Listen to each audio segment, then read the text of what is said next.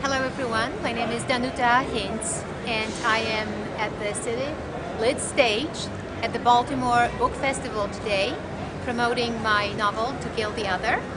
I will be on a panel with other writers and we will be talking about our books, our novels, about constructing our characters, about the plots, about our research, and about the writing life.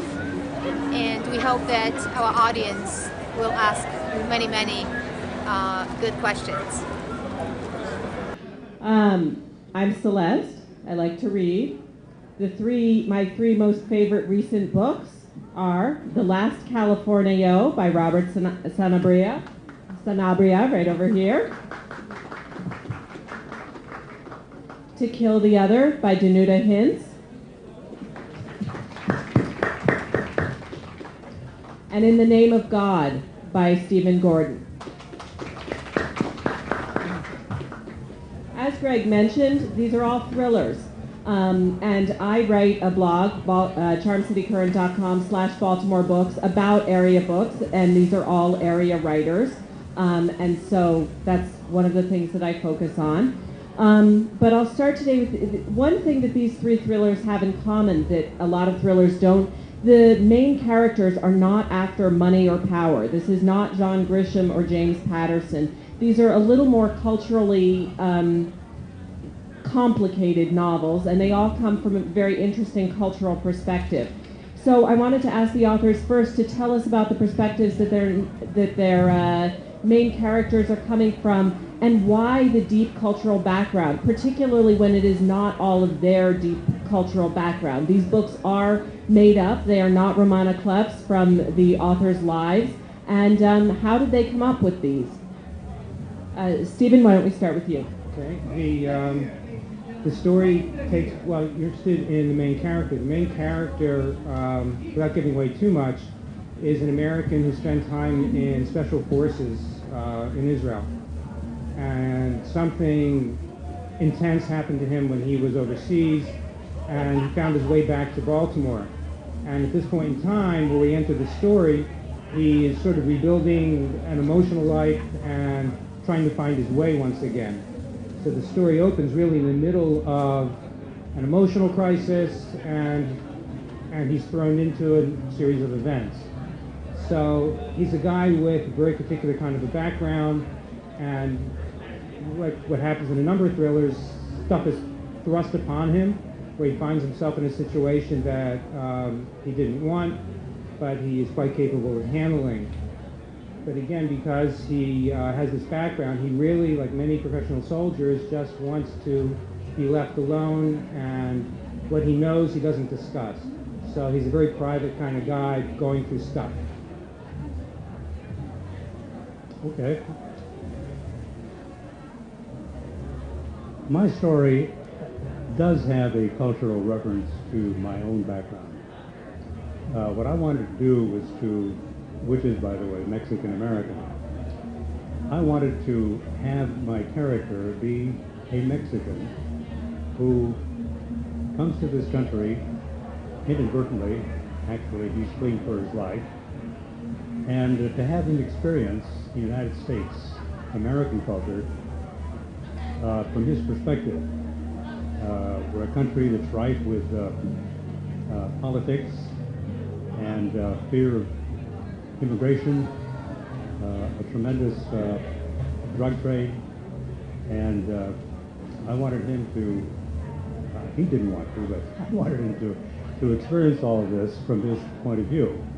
And at the same time, give him something, a surprise in his life, which I'll tell you more about later, which changes his whole perspective on himself, his country, and the United States.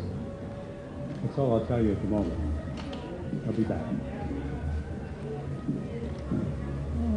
My main character, his name is Tahir, his life has nothing to do with my cultural background. I am not a Muslim, and I wasn't born in the Middle East.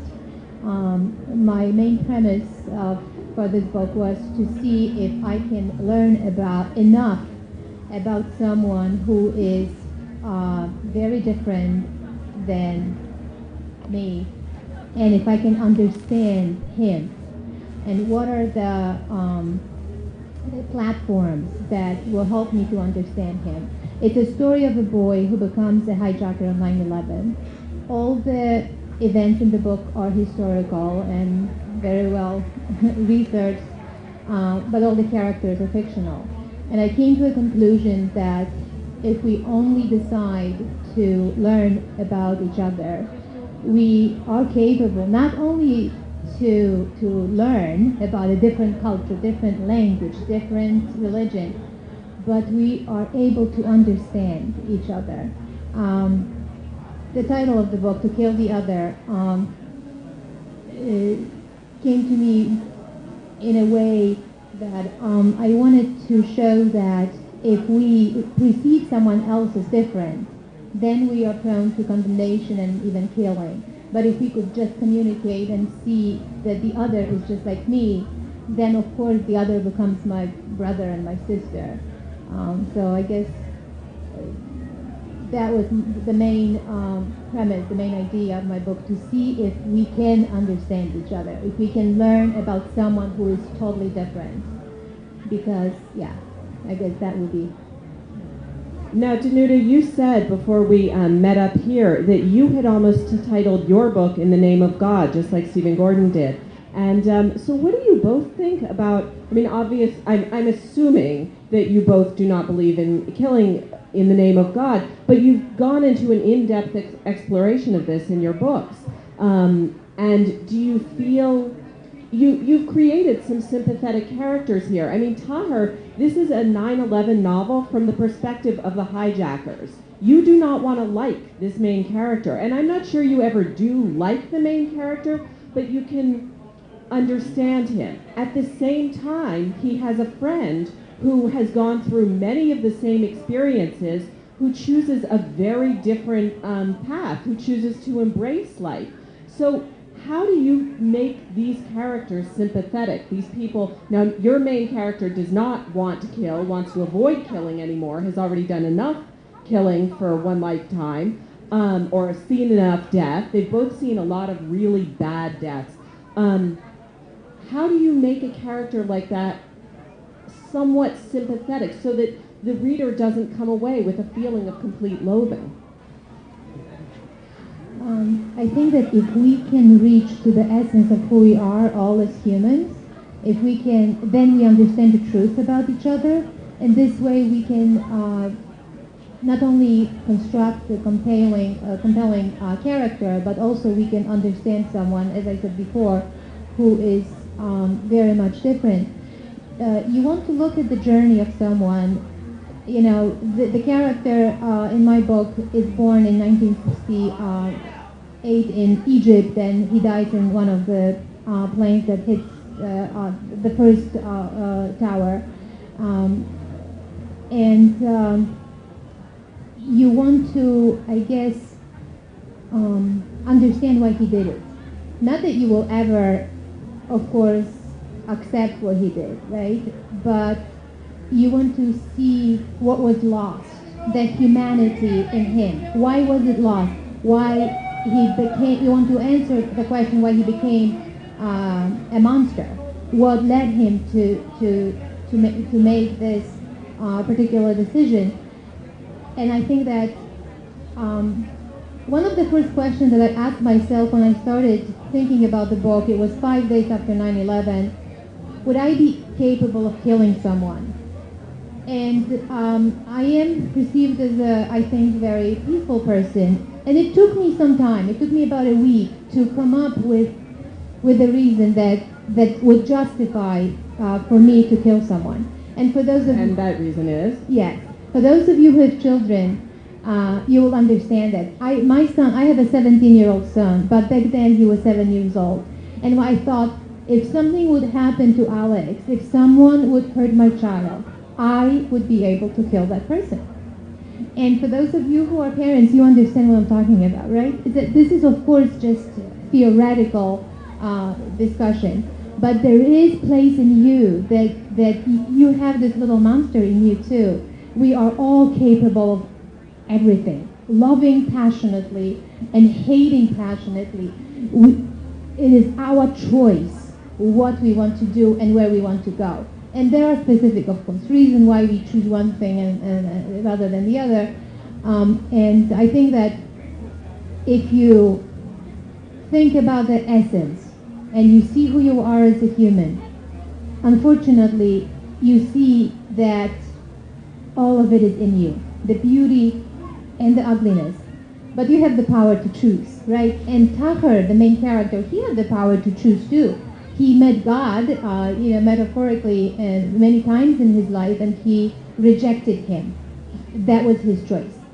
And when he followed others and did not listen to his own inner voice, that was also a choice that he made. So I guess this is what I would like to conclude about this character. The main character in this story is at the other end of things, where he's trying to prevent people from killing in the name of God, but yet he's a really hard professional soldier who... But you have three boys in this novel who, while they aren't killing, they aren't exactly savory characters, Correct. but we do come to sympathize with them. Correct. They're caught in the middle of things. These are guys who are being manipulated by somebody else toward his cause. I don't want to give too much away. But in terms of the main character, who has seen a lot of killing, he's come to a point where there's a line in the book where he says, I've had enough of people killing in the name of God. And he's trying to prevent even more of that. So, but he's a hard guy. And there's a scene not too far from here where he's being followed, and this is a man who is in pain, emotional pain, and he beats the living daylights out of this guy, and way beyond what one normally would do for self-defense. So his pain is being manifested in his physical expression, and he's in pain. And I think to humanize these guys, you bring it down to a very human level. And you can understand it, if not sympathize with it.